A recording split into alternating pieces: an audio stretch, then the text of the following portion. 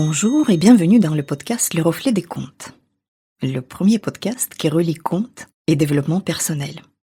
Je m'appelle Galina Kojanova, je suis auteure, conteuse et master coach certifié.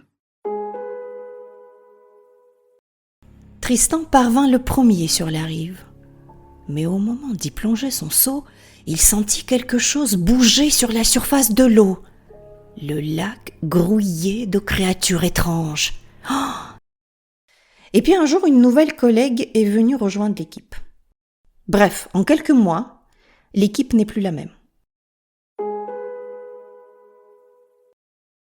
Chaque épisode va se dérouler en 3 temps. Immersion, analyse, action. D'abord immersion. Je vais lire un conte. C'est un moment où on va voyager dans un autre espace-temps et repousser les limites de notre monde réel. Ensuite, analyse. On va analyser le conte, repérer ses clés, symboles et messages cachés. Et pour finir, action. Je te proposerai quelques exercices et des idées de réflexion en lien avec le conte. Aujourd'hui, je te propose un conte que j'ai écrit. Il s'appelle Le Roi Plume. Il a été publié aux éditions de l'Harmattan dans le recueil de contes Le Narcisse Magique. Tu es bien installé? Alors écoute.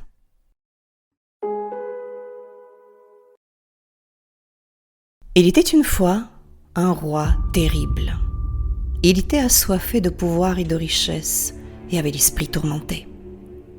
Une nuit, il fit un songe dans lequel il était renversé de son trône par le jeune héritier du royaume voisin. Il se réveilla dans une angoisse épouvantable et décida de devancer son sort. Il avait entendu dire que dans le royaume voisin, le vieux roi malade était sur le point de mourir. Il se dit alors que le moment était propice pour attaquer cette contrée et l'anéantir. Et surtout, pour éliminer le maudit héritier. « Jamais personne n'aura mon trône », se promit-il. Il envoya ses gardes à la recherche de renforts parmi les jeunes du pays pour constituer une armée. Il fallait avant tout des gaillards dotés d'une grande force physique. Comme personne ne voulait se porter volontaire pour cette guerre dont seul le roi le terrible connaissait les raisons, les gardes du roi entraient dans les maisons et enlevaient les jeunes gens de force. Dans ce pays vivait un jeune homme prénommé Tristan. Il n'avait que sa grand-mère pour seule famille. Ses parents étaient morts depuis bien longtemps. Tristan était connu dans le pays pour sa grande force et son courage sans faille. Aussi, les gardes du roi ne manquèrent pas de venir le chercher. La grand-mère pleura et les supplia de ne pas amener son petit-fils, mais ni ses larmes, ni ses supplications ne purent attendrir les gardes, qui étaient à l'image de leur roi, cruel et sans pitié. Lorsque la grand-mère s'approcha de son petit-fils pour l'embrasser avant son départ, l'un des gardes lui transperça le cœur avec son épée.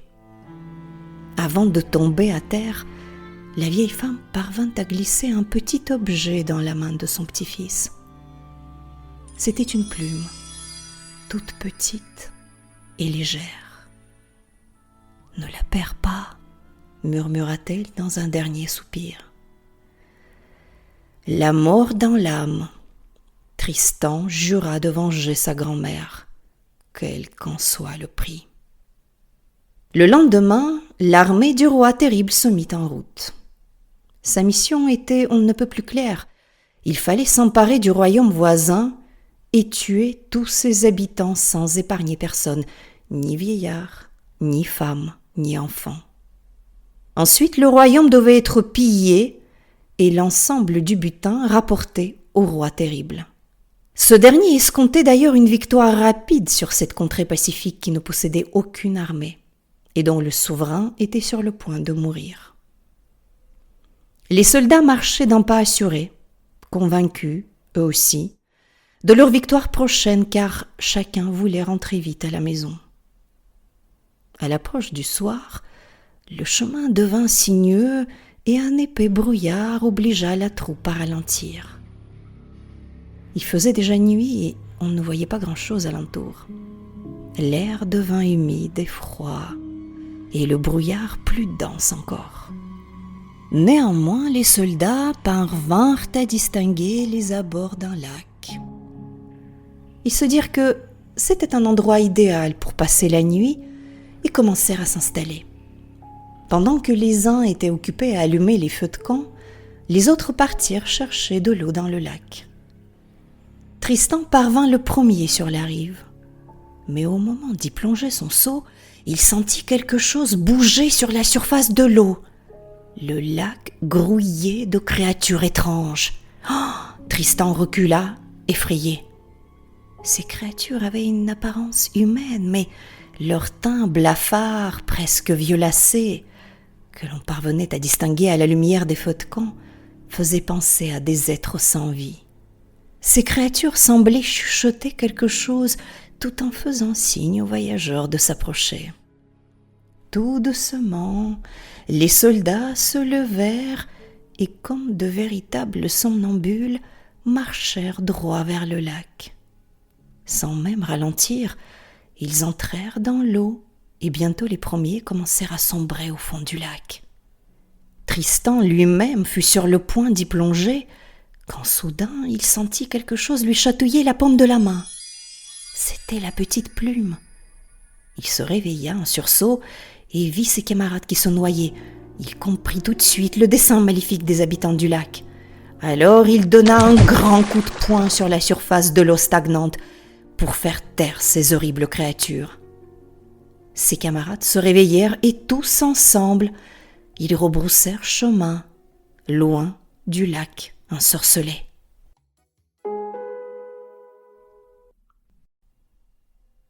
On va s'arrêter là et on va déjà analyser ce qu'on vient de lire. Comme d'habitude, on poursuivra la lecture de ce conte dans 15 jours. Tristan et sa petite armée vont vivre encore d'autres aventures. Ce conte commence par le roi terrible qui est assoiffé de pouvoir. Il a tellement peur d'être détrôné qu'il préfère livrer une guerre pour supprimer toute menace. Ce roi est possédé par son ombre. Tout comme Hérode avant lui qui avait ordonné de tuer tous les enfants mâles pour empêcher l'avènement du Christ. Ou encore comme Cronos de la mythologie grecque qui dévorait ses enfants pour ne pas être détrôné par l'un d'eux. D'ailleurs, celui qui a réussi à ne pas se faire dévorer, c'était Zeus. Et c'est Zeus, justement, qui va libérer tous ses frères et sœurs du ventre de leur père. Mais ça, c'est une autre histoire. Face à des êtres comme ça, comme ce roi terrible, on a souvent deux réactions. Alors soit on désobéit et on essaie de résister. On a vu ce qui est arrivé à la grand-mère. Soit on obéit et on devient un soldat muet et malheureux. Ça revient à s'enfoncer dans le lac qui grouille de morts vivants dans le conte et devenir l'un d'eux. Mais il y a une troisième voie. C'est la voie de la petite plume. Tu sais, cette petite plume que la grand-mère a réussi à glisser dans la main de Tristan avant de mourir. Alors c'est quoi cette petite plume ? Déjà, c'est notre capacité à justement ne pas sombrer dans le drame. C'est aussi notre capacité à insuffler un peu d'humour et de légèreté dans toute situation dramatique, traumatique. Et c'est aussi notre capacité à s'élever comme ça dans les airs pour mieux voir ce qui est en train de se jouer. Très utile lorsqu'on est plongé dans un climat toxique. Et c'est cette petite plume qui va sauver Tristan et ses camarades de la noyade. La noyade dans ce lac sombre, rempli d'eau stagnante, de créatures sans vie qui grouillent dedans. Tu imagines l'ambiance ? Tu ressens quelque chose là ? Le dégoût et surtout, en fait, la terreur. Tu vois, on est comme paralysé, ensorcelé par ce qui nous arrive dans ce lac. C'est exactement comme ça que ça se passe quand on est plongé dans un climat toxique. On n'est plus maître de nous-mêmes. Et il y a ce ressenti difficile à décrire, un état de malaise, peut-être de mal-être, une boule dans le ventre, une sourde angoisse. Et en même temps, on est comme anesthésié à nous-mêmes. Dans une situation comme celle-ci, il faut quelque chose pour nous réveiller. C'est cette petite plume qui va d'abord réveiller Tristan, et ensuite, Tristan va donner un grand coup de poing sur cette eau stagnante du lac pour réveiller ses camarades. Alors nous aussi, évidemment, on a besoin d'une petite plume quand on est comme ça, en train de vivre un truc difficile. Cette plume va nous empêcher justement de nous noyer dans nos propres émotions sombres qui sont générées et accentuées dans un climat toxique. Alors ça s'applique à l'individu, comme toi et moi, mais aussi à un collectif, une famille, un groupe, une équipe. Et tu vois, j'ai été témoin d'une situation comme ça dans une de mes expériences professionnelles précédentes. Au départ, on était une équipe très soudée, dynamique, avec des belles valeurs d'entraide, etc. Et en plus, tout le monde voulait venir bosser avec nous parce qu'il y avait une super ambiance. Et puis un jour, une nouvelle collègue est venue rejoindre l'équipe. Appelons-la Nelly. C'est pas son vrai nom. Alors, on connaissait sa réputation de ses précédents postes. Besoin de pouvoir, besoin de dominer les autres, la quête de statut, de gloire. Donc voilà, Nelly arrive dans l'équipe. Et petit à petit, l'atmosphère commence à se dégrader. Son procédé est assez insidieux, tu vois. Je dois même admettre, plutôt habile. Elle divise, elle crée des clans, exclut certaines personnes, rabaisse d'autres. Habilement, toujours. Habilement, presque. Et c'est ce presque qui compte. Bref, en quelques mois, l'équipe n'est plus la même. Plus personne ne parle sur le plateau, on n'entend plus de rire, aucune blague, non seulement l'entraide qui faisait vraiment la fierté de cette équipe a disparu, mais maintenant c'est carrément chacun pour soi. L'irritation et l'agacement est très palpable.